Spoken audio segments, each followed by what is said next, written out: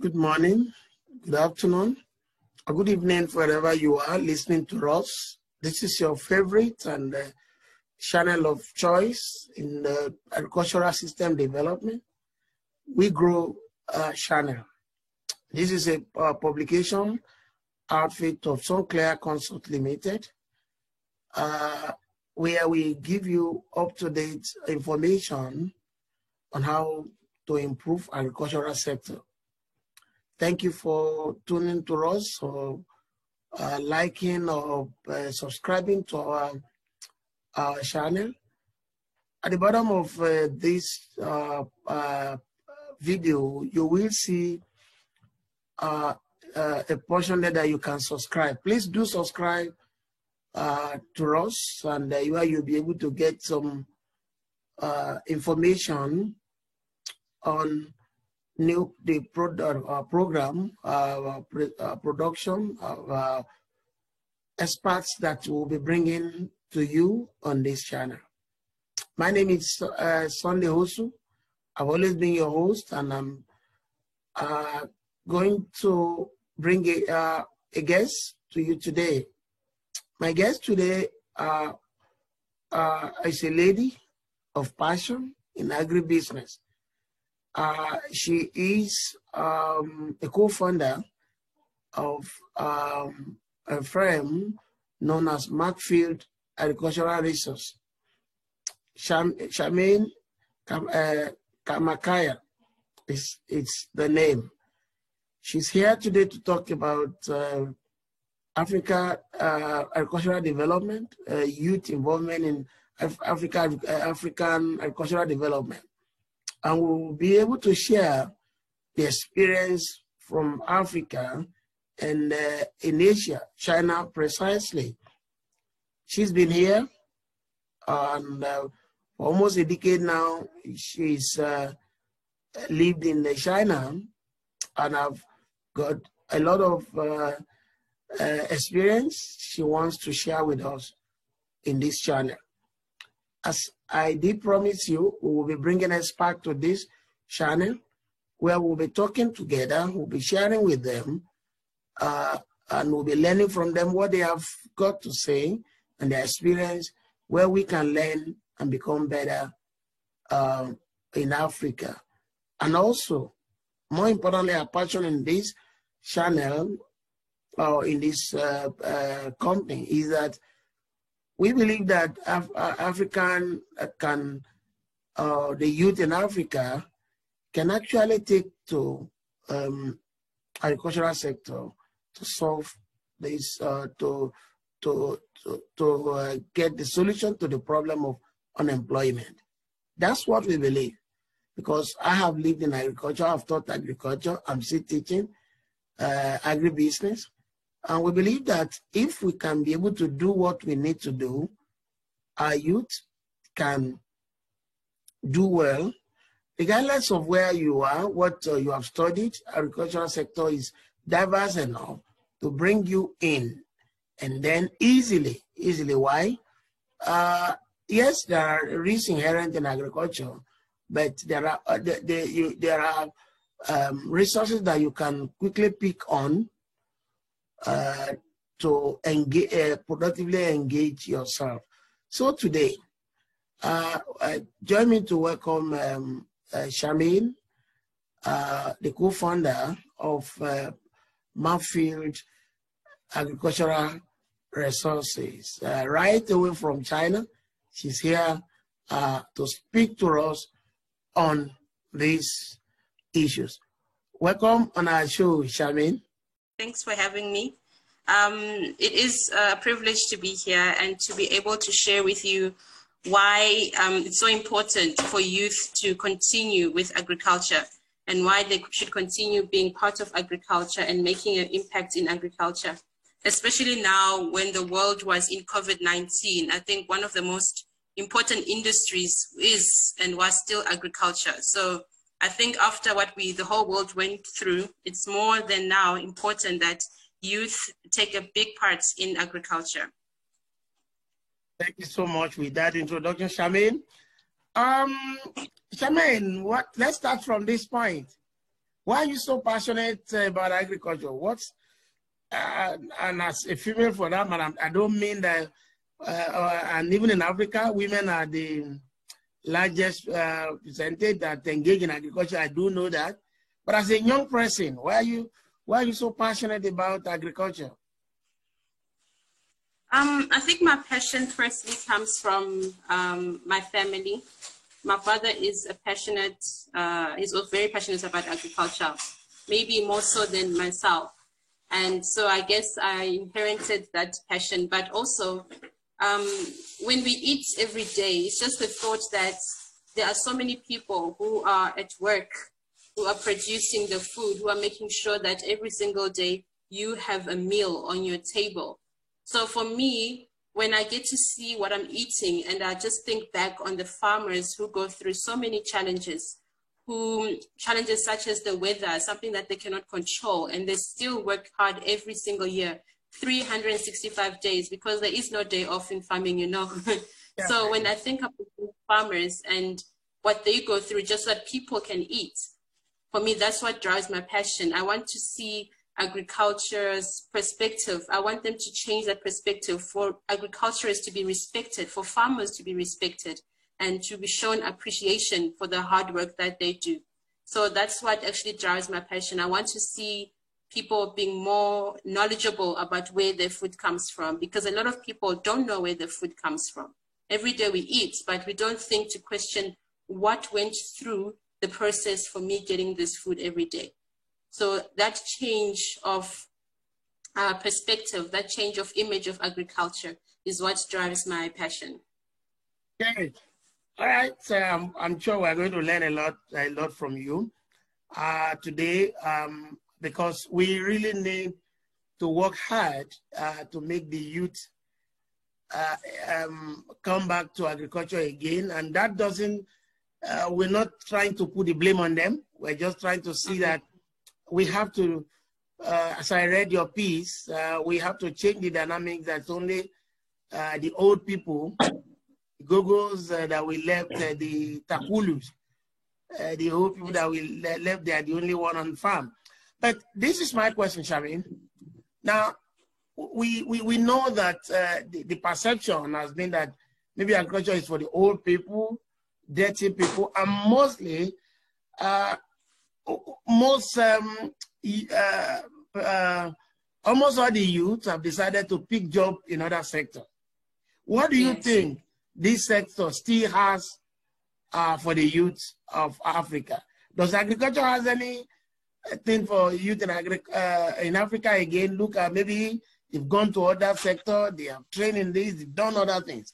Do you think they still have opportunity in agriculture in Africa, the youth?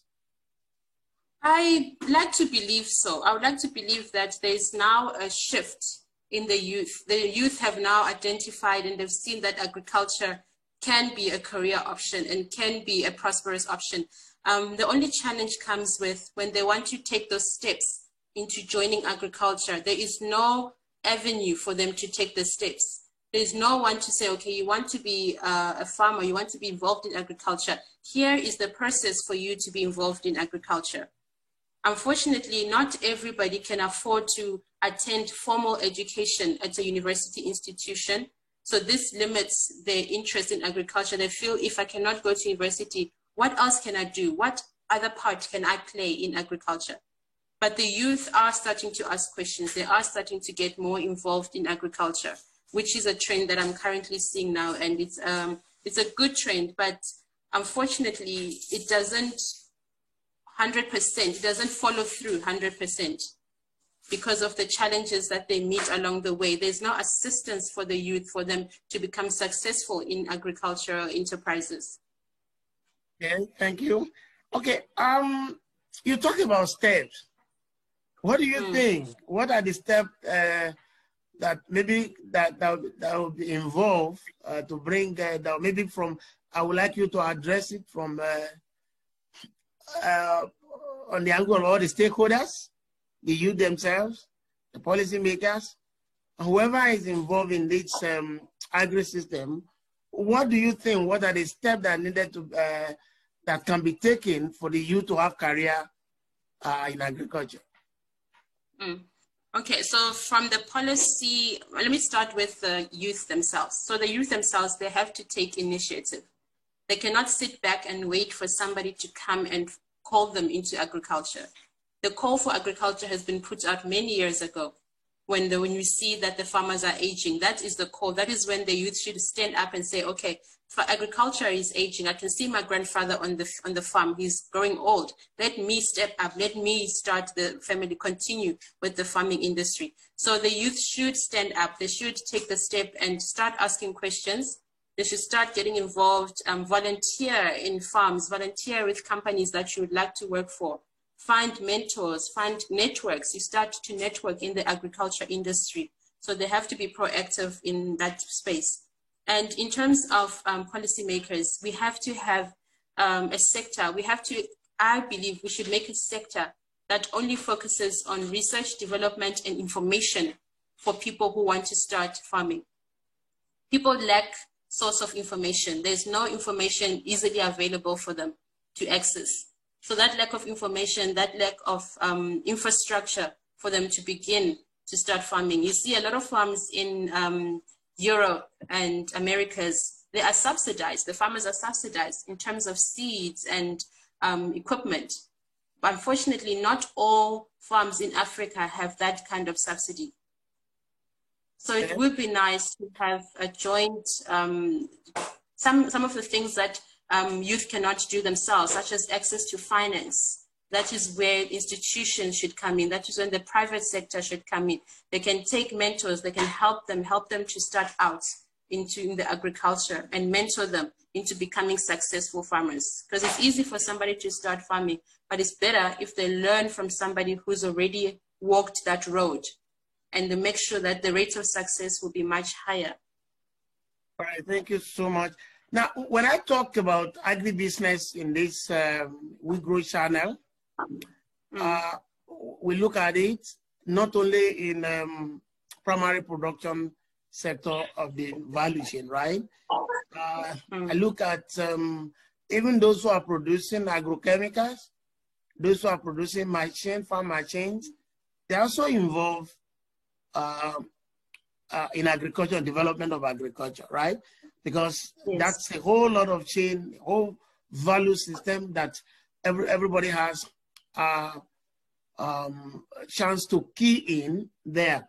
So the next question I would love to ask is this, because we know that we have to begin to explain to the youth now that agriculture is not just only in the primary production process. That's good, but because it starts there, but there are other value chain or value levels that they can involve. So that also brings a kind of dynamic that even if you're an engineer, you may want to apply what you have learned in agriculture, right? Even if you're a full scientist, whatever you are, there's a diverse field in agri-value chain system that every youth can key in. What do you say to that? I say that is very good.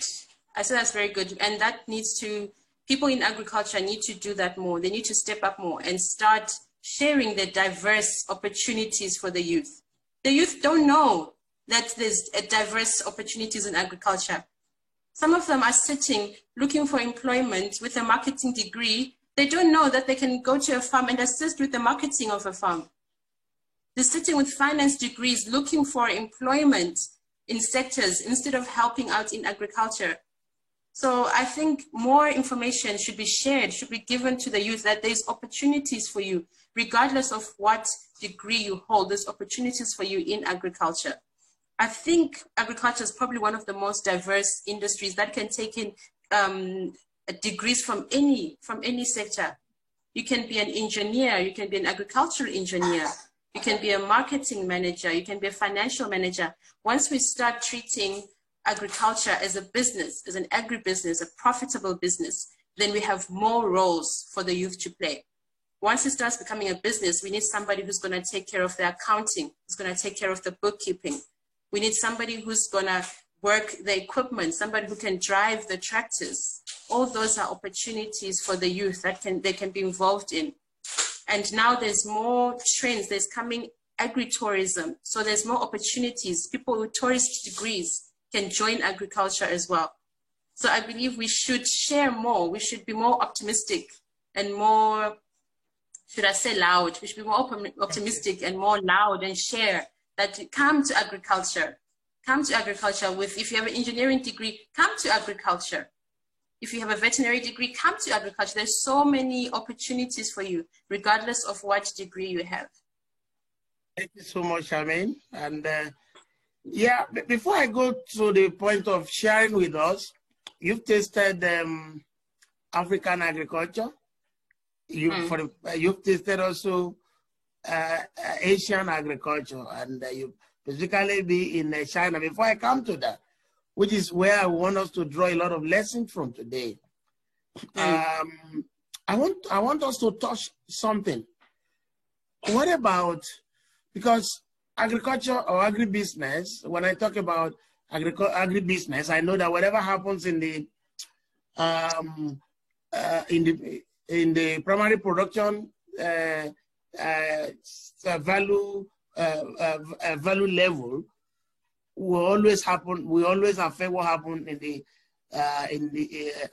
horizontal or vertical value chain. I want to talk a bit about climate change. Now, because I know that agriculture itself has a kind of inherent risk, which we always address here in this section. We address it, how to mitigate. Now, do you think, because that maybe if you want to, you have to share with us, maybe because of the global change and what is going on now, do you think Africa, the exposure of Africa is too much? Going by what we already are, you know, Africa, everybody knows what we are, and we know we are the net vulnerable sector or continent, rather, when we look at this global change, climate change thing. Now, where do you see Africa? Where do you see Africa when we look at how? Just look at the infrastructure we have, everything we have. Where do you see us?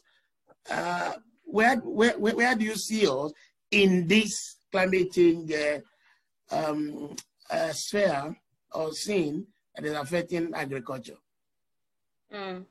Well, personally speaking, I feel like Africa has been left out a lot when it comes to climate change exchanges and topics and sharing of ideas globally.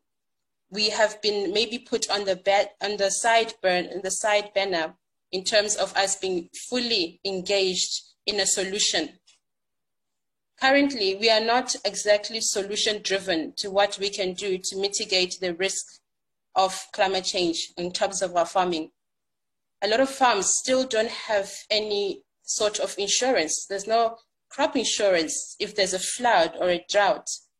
So we are still not fully engaged. We're not fully understanding or taking into consideration that this climate change is a risk, and we should try to mitigate the risk. We should try find solutions for problems that may arise in the future. And this is where we need to also focus. We need to focus on this as well. And we need to have more. I feel like Africa needs to have an African solution for their problems. So if we as Africa connect with each other and engage with each other, this is our problem here. We have climate issues. What can we do to solve the problems as African, and in terms of African agriculture and how we work as Africans? I think we need an African solution to the African problems. Thank you so much. Talking about insurance, I think a lot of things are happening. I do teach in Land Bank scheme now that is training some agricultural insurance assessors, and I'm one of those facilitators. I teach them some of those modules. So that is happening, but we need to expand it, make it a part of agribusiness. And as you said, it has to be African driven.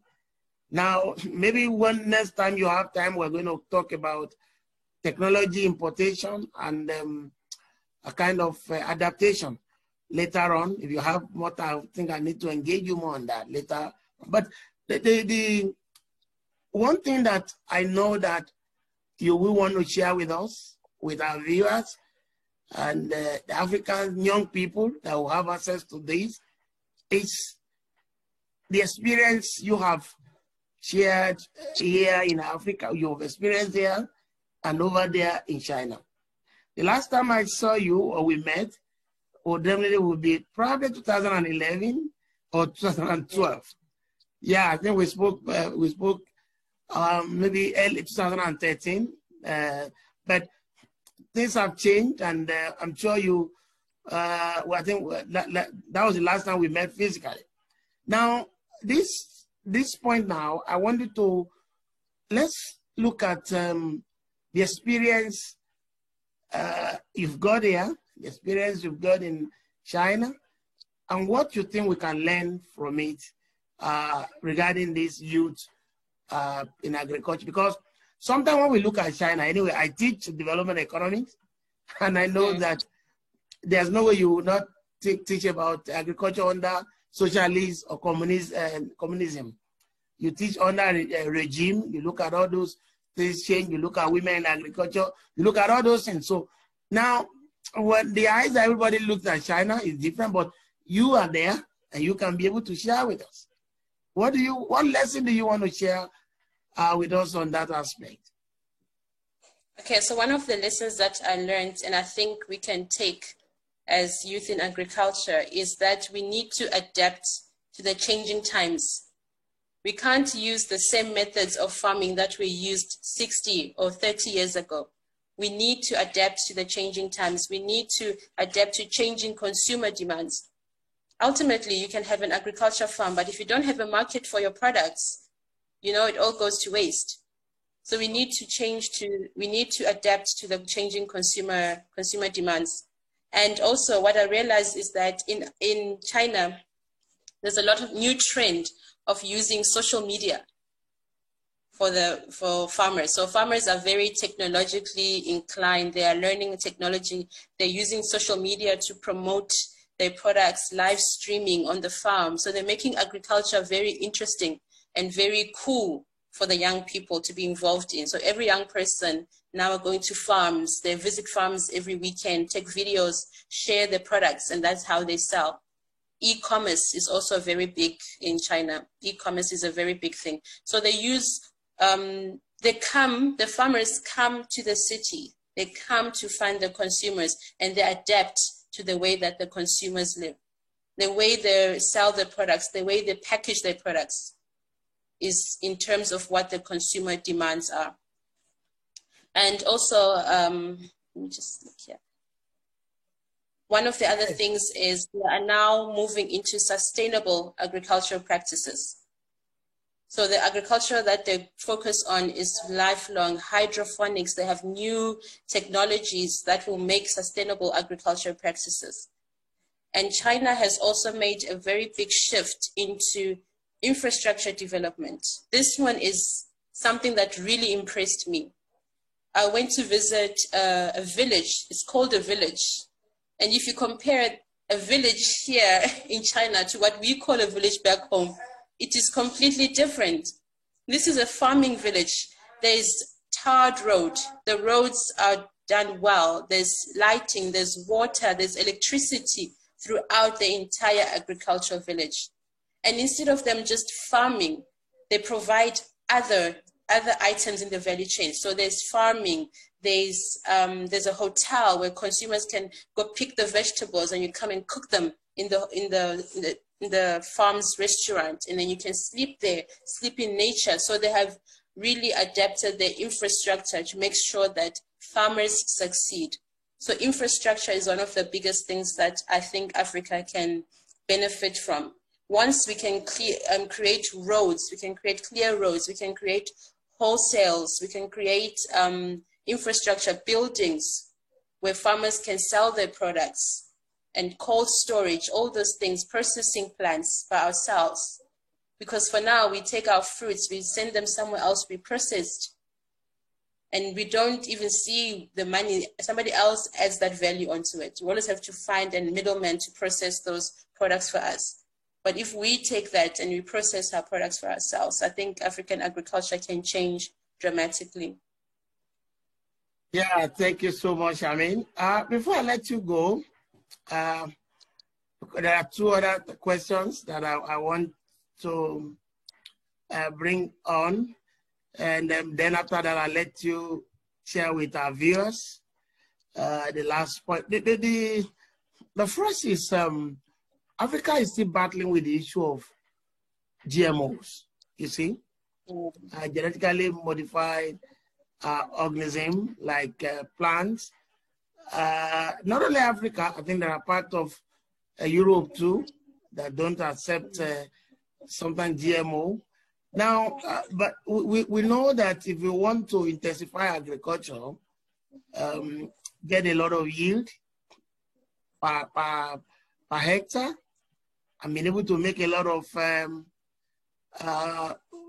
profit at the end of it. What do you think? Because number one, culture is something that, culture and norms are something that you have to deal with diligently and intelligently, and also find a way to know people have their culture, they have what they believe in. Do you have any opinion on that? GMOs and Africa, development of African agricultural sector? I'll answer this question from my own personal beliefs.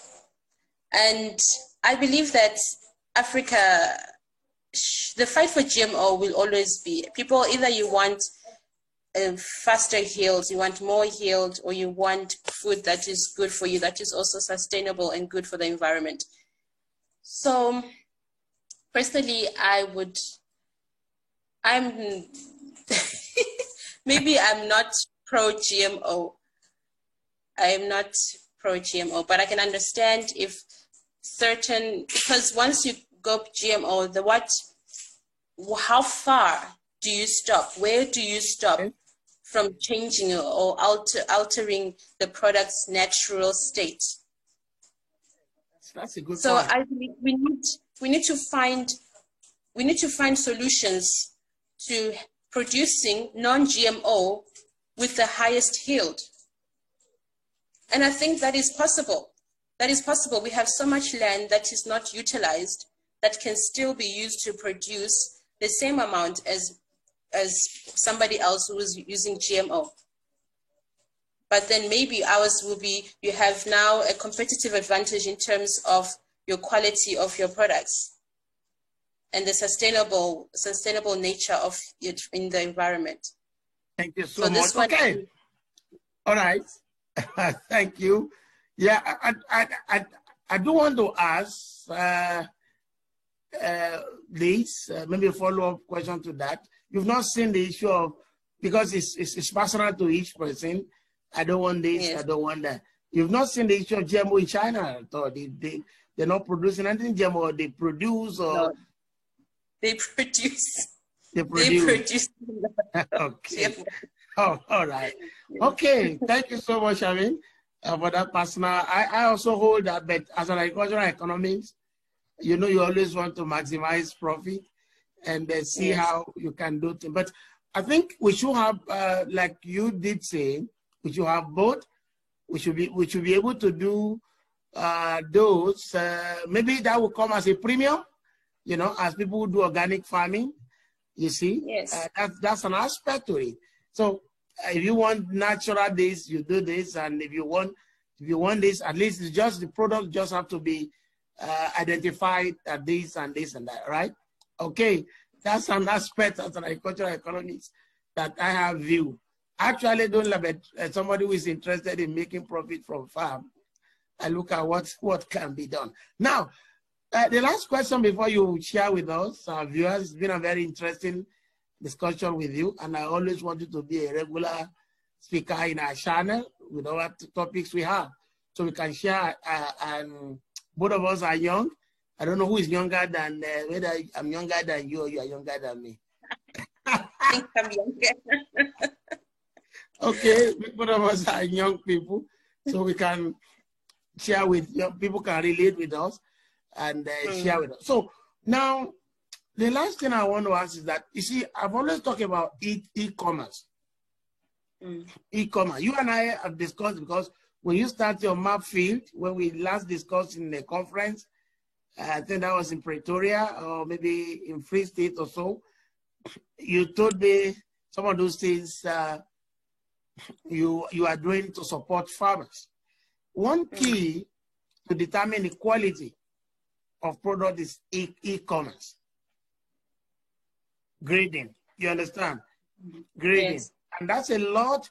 If we can do it very well in Africa, it has a lot, it will go a long way, maybe to remove a lot of middlemen, which we have discussed now from the system. And people can actually get information to the market. I have this, I have this. Oh, have you thought about it? How those people, I know Alibaba does a lot in China, has a lot of things people do on e-commerce. How do we remove grading problem from e-commerce? One of the systems that they use here is traceability. So where they have a technology where you are able to trace where your food comes from, straight from the shop to the farmer.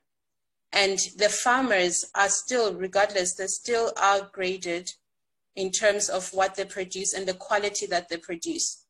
Grading is important for food safety and food quality. When we can ensure that the food is safe and for human consumption, and we ensure that the quality is good enough for human consumption, grading will obviously be reduced. And once you get that reputation that you produce good quality food, of course, consumers will keep coming to you to buy products from you. So when you have a traceability and a transparent business, you have an agribusiness that is transparent, a product that you know, these are the exact ingredients, this is the chemicals that we use, or these are the chemicals that were not used in producing this product, then it also creates a trust within the consumers. And the consumers don't have to worry about grading. They know, I can trust farmer A because he's sold me, he's transparent with his business, he's transparent with what he's producing. So traceability, transparency is important for e-commerce. Does it have to do with some barcoding stuff? Pardon? Does it have to do with some barcoding, coding, some electronic coding stuff? Yes, yes. There's a small barcode that you can scan with your phone, and it goes back all the information. Where does the product come from? When it was produced? When it was packaged? The route that you took to get from the farm to whatever supermarket that you bought it in. That's another agribusiness, something that we really need to explore in Africa. And I know, okay, I thought I should share with you, or I thought I should ask you a question on IT, because once you start talking about coding, definitely you are already talking about information technology. Do you have anything to share with us on that? Yeah, I think there are so many information technology. Everybody is into it now. Everybody's interested to it. There's women who there's businesses such like that who are teaching young people and young women in technology in Africa. And I think it can be extended to agriculture enterprises, to the agriculture sector. Information technology is very important for the development of agriculture, especially now when people were not able to go outside to go to their farms. That is when you could have used that. You could have used drones that fly over your farm and collect data and information on the crops and how your products are growing. So information technology is a place where we should focus attention to, especially for the coming years. Everyone is changing. Everybody has a cell phone. And everybody communicates through cell phone, through media, through technology. It is very important for agriculture to start producing more young people who are technology savvy. The GPS systems that can track your livestock, all those things that we can use in agriculture to make it simpler for us and make the industry more interesting for young people to join. Yeah, Charmaine, I wish we should continue to speak like this, but time is not on our side, and we booked for this interview for 30 minutes. It's more than that now. I really appreciate your coming on board on We Grow, and we want you to come back to share with our viewers, to share with the young people what we can do, how we can take, if we want to solve this problem of poverty and unemployment in Africa, agribusiness or agricultural sector is something that we have to look at and do it smartly. Charmaine, thank you so much for coming, and we really enjoy your what we've shared with us today. Please do come back next time, and we want to have you back. So thank you for having me. Thank you so much, and bye. Goodbye. Thank you. Bye. Goodbye. That is it from us today. Thank you for watching, and thank you for tuning in onto our channel. And I believe you have enjoyed the program today. On behalf of all the crew, production crew, and everybody at Sunclair, I'm going to say bye for you, bye to you for now, and then we'll meet again some other time. Thank you so much. Don't forget to like our channel and to send any comment you have to us at info@sunclairfoods.com. You can send directly to me at sunday.hosu@sunclairfoods.com. Thank you so much. Do take good care of yourself. Bye.